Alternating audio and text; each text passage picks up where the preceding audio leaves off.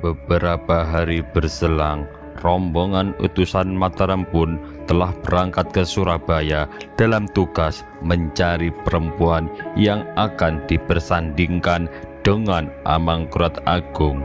Setelah rombongan bertemu dengan Ngabehi Mangunjaya, mereka pun mencari beberapa sosok perempuan yang dianggap sesuai dengan apa yang dimaksud dalam gambaran wangsit Keraton Mataram. Bagus Burhan pun sigap melaksanakan tugasnya sebagai juru sungging istana. Dengan kepandaiannya, dia menggambar wajah dan bentuk tubuh beberapa wanita yang ditemui dan dianggap sesuai dengan petunjuk sebelumnya, sebagaimana yang disarankan oleh Pangeran Bekik.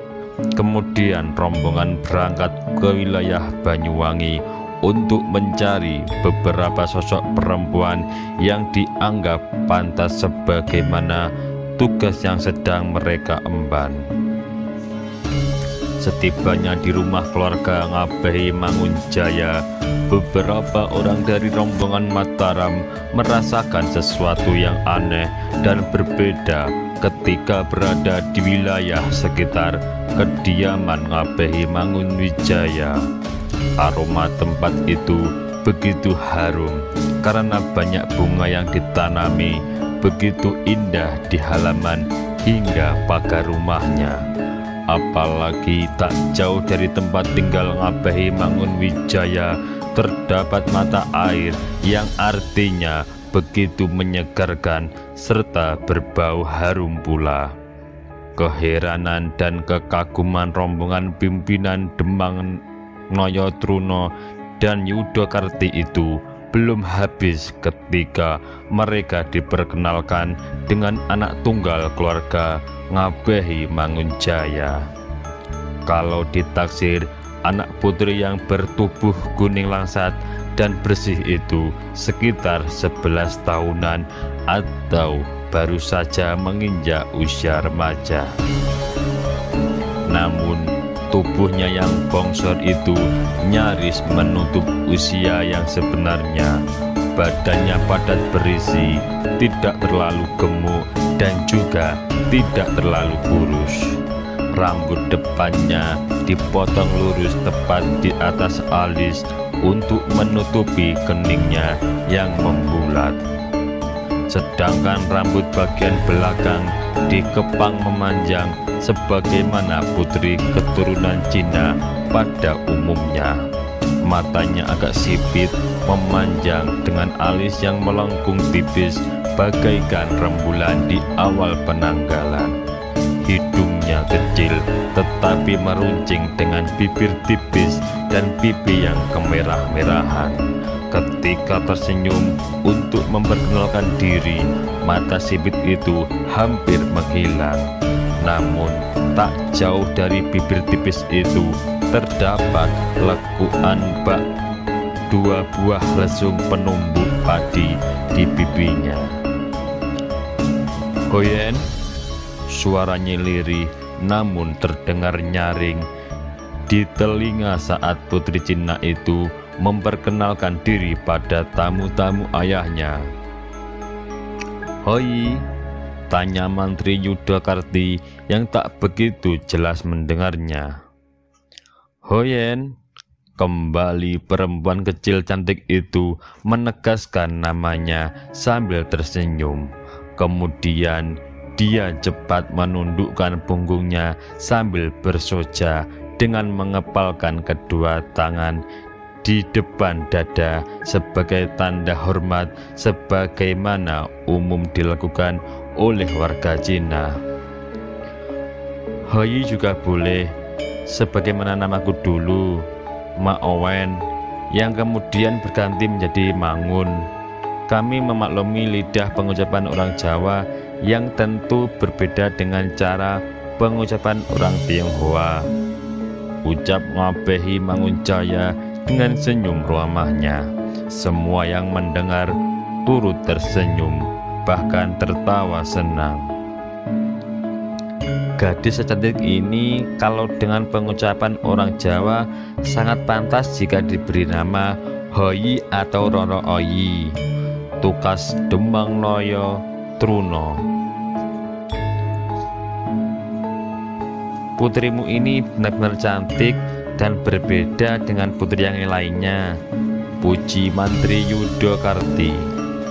Terima kasih Adimas, bisa saja kau berkata begitu karena anakku ini berdarah campuran.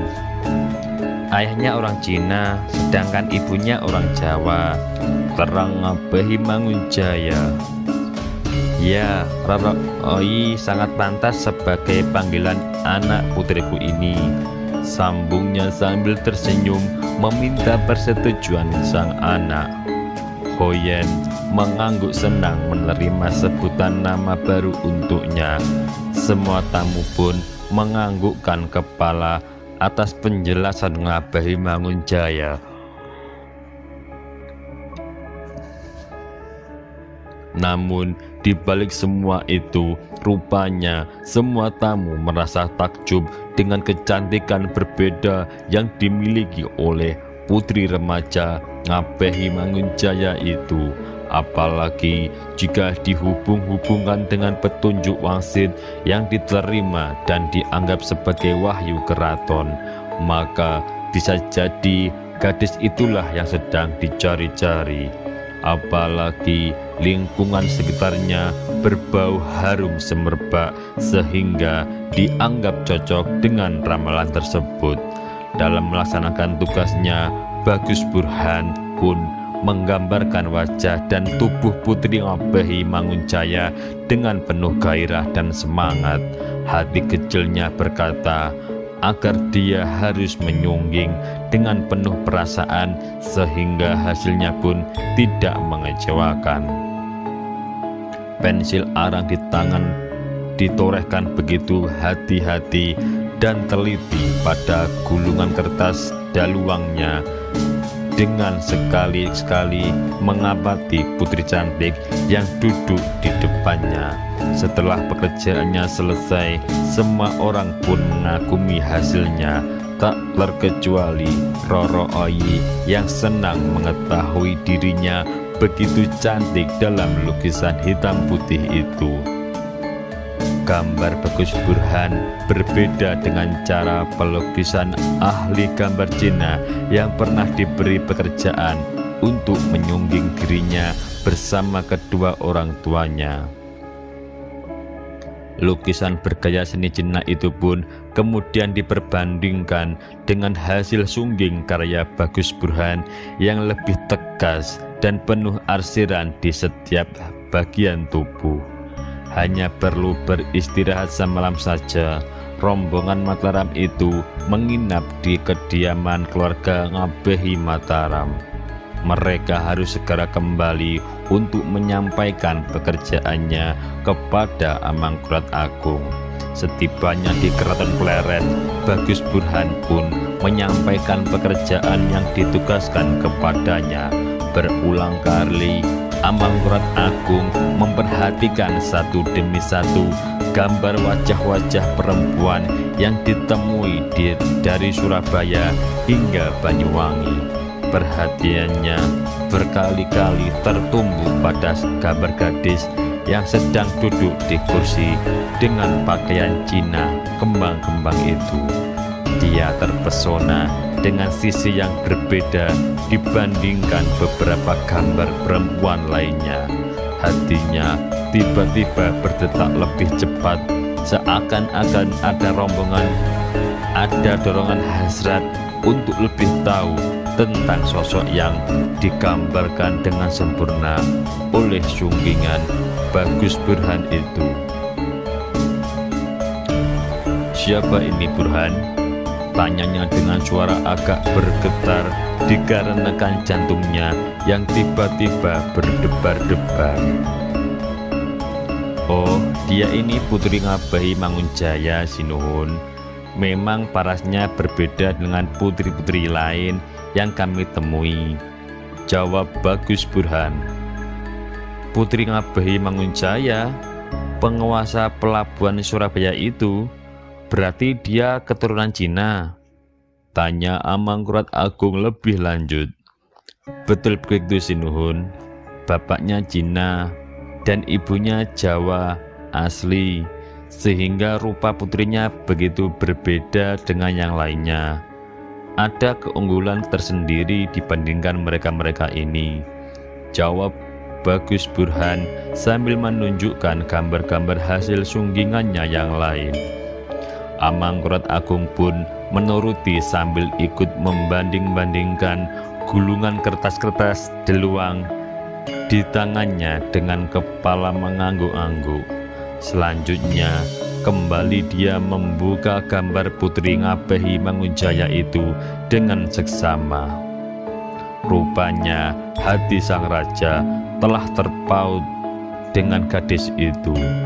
Wajah sang gadis mengingatkan kepada mendiang Ratu Mas Truntum beberapa puluh tahun yang lalu. Meskipun berbeda, namun ada sisi-sisi kemiripan jika keduanya diperbandingkan. Berapa umur gadis ini, Demang Naya Truno? Tanya sang raja menolehkan muka kepada lelaki yang duduk bersila tak jauh di depan dengan tetap memegang gulungan kertas di tangannya. Yang disebut namanya pun segera memberikan sembah hormat dengan sedikit menengadahkan mukanya.